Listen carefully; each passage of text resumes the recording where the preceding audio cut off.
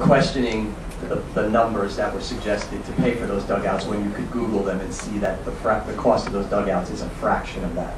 Also, none of us are against much, if anything, in any of the proposal. It's the play in the numbers, and Donna, we look forward to seeing the bid on these numbers and to seeing exactly where this $2.5 million is going to be allocated. So I hope you're going to provide those details as they come. Absolutely. Okay, because we can't fathom the numbers that are suggested. We're hoping it's not going to be that much, Jay. That's what you have to understand. We're fingers. Dr. Pizzuti, can you give us a preview how, given that report, what you can do to change things in 2 months? Already things have happened, Jay. Everyone's making a big deal. Sorry. Everyone's making a big deal at the SOPs. They had SOPs. They had their own. They just changed them a little bit.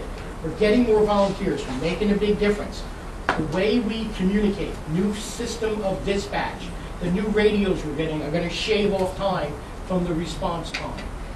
And again, I'm going by the report. I really believe his report is the way to go. We need a centrally located firehouse. That means a firehouse with everything in it that will attract volunteers, and that's going to happen. Once we get that, I think volunteers are flowing, whether we need new vehicles, improving the vehicles, whatever we got to do. So if we have more volunteers in that centrally located facilities and other ways of people to jump on the trucks, which we're working on too, Jay. The recent fire, one of the policemen who's a firefighter jumped on it, and am I correct, one of the public works guys. So That's that correct. got the truck out right away. And then the other volunteers met them there. So we're trying to do things like that. We have other ways to get some people here that can jump on the trucks. But it's going to be out quickly. I can't let the cat out of the bag with every little thing that we're negotiating. But it's happening quick, a lot quicker than rec. It's going to, Jay. It's going to happen. And you know me. I'm a kind of like an arrogant little guy sometimes. You're a good guy, Mark. No, I thank you. But Beyond that, it gets a little rough. Most days. Those things. I got to say about my mayor. He's on this. He's on board with it. And you're going to be surprised within a month or two. If not, Maybe even happy. you're going to be happy. Okay. Real quickly, there was some budget switch thing out of fire hydrants in there. Can you explain that, given the timeliness of this? You knew a question like that was coming. I'm not sure what you were. There was $30,000 that was originally allocated somehow toward fire hydrants in 2018 that is now being allocated elsewhere. What was it originally allocated? It might be a budget transfer. Is that what it was, Yes. Jeanette? Yeah. Yes. So at the end of the year, if we have money in a budget line that we don't spend, we transfer it It's the out. hot topic right now. Yeah. fire So it wasn't that we didn't spend it. We over budgeted. What we would didn't, it be to maintain them? Do we maintain them? No. We actually pay New Jersey American Water for the water service. And we didn't have to pay them as much as we thought? No, we did not. Okay. And Rocco, that fire, there was a report that not much water was coming out of the first hydrant. Is that a hydrant issue or is that an equipment issue? Are you familiar with that? I can't answer that. Yeah, from Yeah, a legal there's- standpoint, Okay. Last I question. can't go there. Last question. Fran, Long Street Road is an absolute disaster when you come out of the high school. It's like it was carpet bombed and that's not pushing it. I'm wondering if that's on the agenda to be repaired real quickly, notwithstanding the land swap deal that may be right nearby. When you come out of the high school, Yep. it'll destroy your struts. Yep. The one going up towards Homedale Park. Yeah. Okay. And another question, Homedale Road, when we approved the fields, and I guess part of the deal is when you're done building Homedale Fields, you have to pave. Did we not coordinate with the builder to finish paving the one lane? Because right now it's bifurcated and it's a mess, and I cannot believe that we didn't orchestrate this. Homedale Road is a mess. The improvements on Homedale Road were under county jurisdiction. The township had no authority over any improvements. Okay, I would encourage, given how close the county is to some of this committee, that they look into that. And also near Palumbo's, which is another carpet bombed area that I've been mentioning for 6 months. It's an absolute disgrace. The county needs to look into that. Thank you. Thank you. Let's go, and then Scott. Scott, sorry. Thank you. Ron, I'm at 32 Latwood Drive. I also would agree that the rec issue and the fire safety issue is apples and oranges, and I'm very, very happy that the 2.5 did get approved as an ex-softball and basketball coach for my daughter. However, I will disagree with the one comment that rec and fire safety are actually equal in priority. I would argue that fire safety has to take a higher priority than recreation. And let me be perfectly clear. Though it's going to sound this way, I am not here to criticize the volunteers of this town. They are the lifeblood of our EMS and our fire. However, I have read every page, all 57 pages of that report. And if anyone's going to read that report and not come away with Dr. Carter's statements over and over again that a paid fire department is what is necessary, then you're reading the wrong report. That's number one. Number two is we're promoting an 18-month effort to enlist volunteers. I would certainly hope, you've already mentioned it's going to be 60 days before we get action, or at least a plan of what's going to happen. I certainly would hope that we're not going to stretch this out 18 months, because as Dr. Carter noted, the volunteer effort in a town with this demographic at this low level is destined to fail. If I have my facts straight, I think he wrote 12% of the population is in that 18 to 25-year-old age range, which is the perfect age for volunteer firefighters. He actually says in that report that he has seen similar towns with our similar demographic, being a wealthier town, that these efforts fail, and that he recommends we start now with a paid fire department. Thank you. Anybody else? Scott?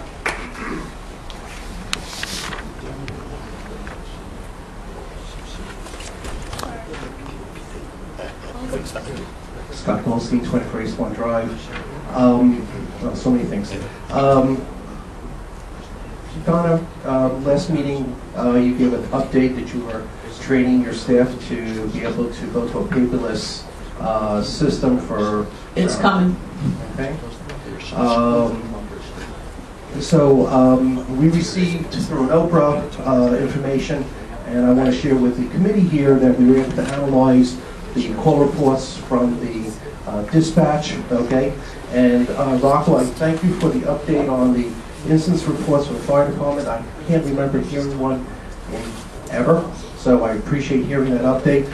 We did an analysis of data, okay, from 2016 to 2017. You had a high of 50 calls per month with a low of 11, okay? Averages out around 30. We have a very active fire department, okay? So I'm going to provide you this hard copy, and if you like electronically, I'd be happy to send it to you. All you have to do is reach out and ask for it.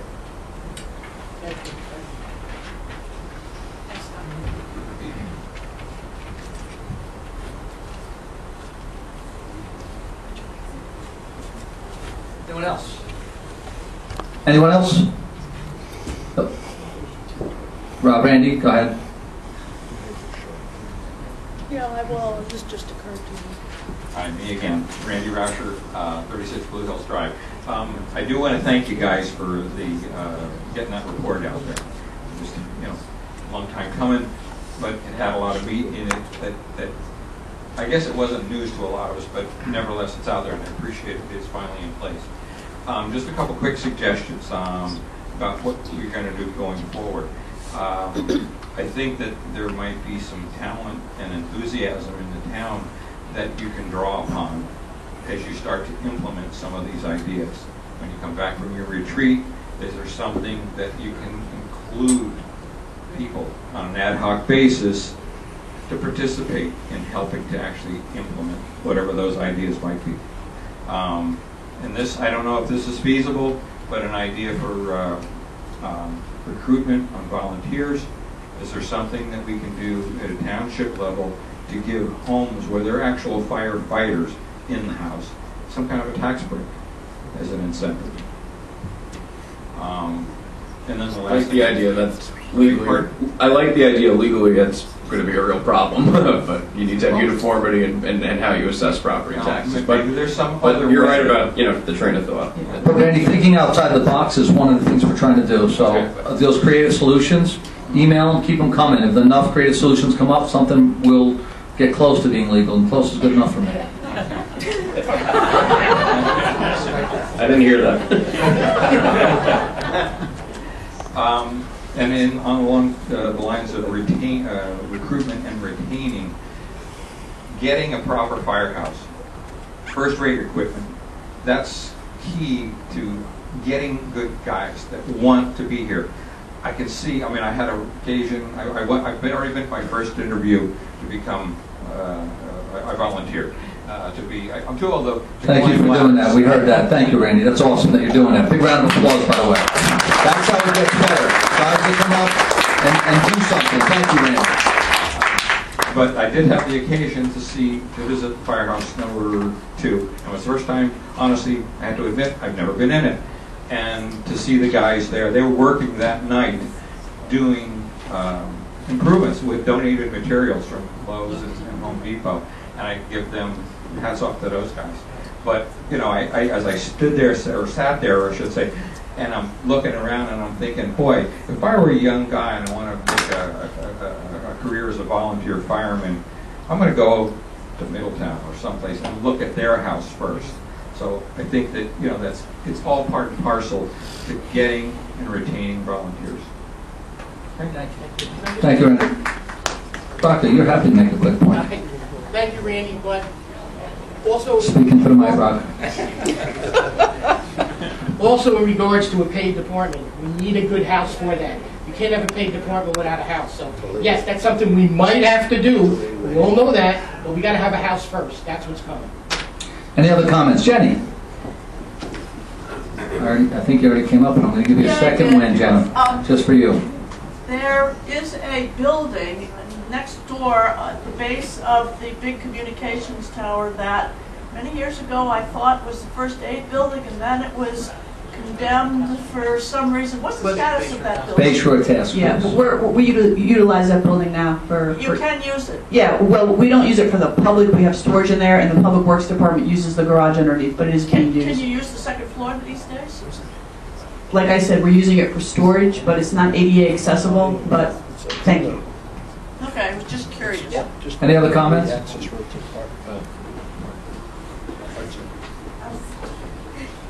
Kimberly Stillo, 21 Huntley Road. Kim, before you go any further, I do want to tell you that I kept the 7th and 8th and 9th grade rec girls program going this year. That's me running it, so I just want to make sure that I'm with you, all right? I appreciate it. I'm all in. I'm all in. Women's sports, baby. I just want to say to Randy's comment, so we give veterans, because my husband's an Air Force veteran, $250 off of the tax bill.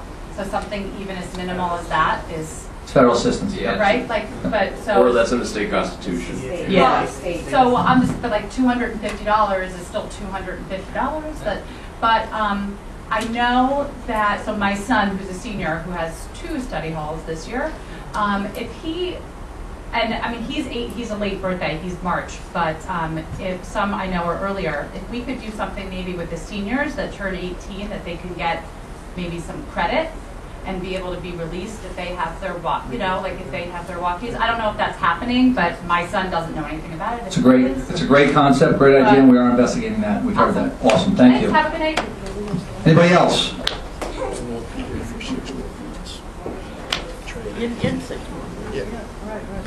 Come on up, Jerry. Hustle.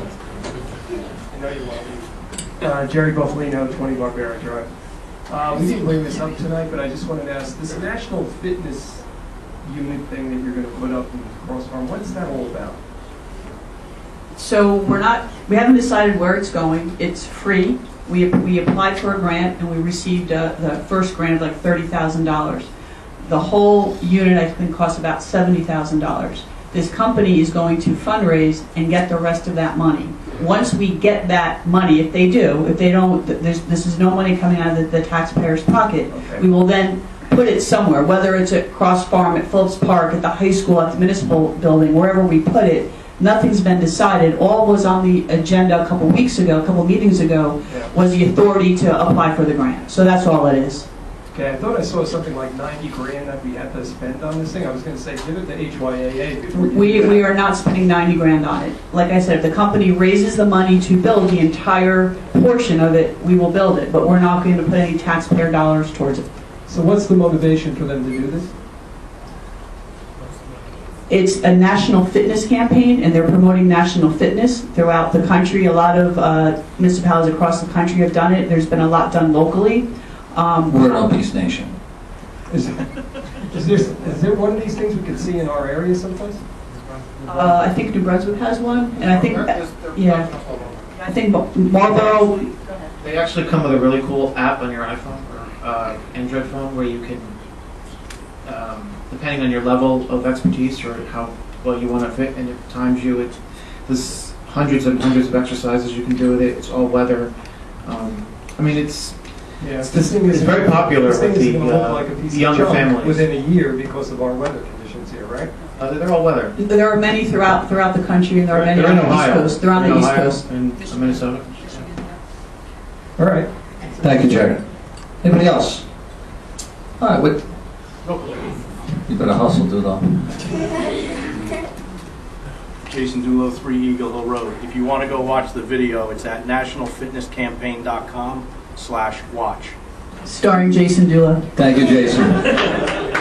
With no other notices, a motion to adjourn? Motion. Everybody have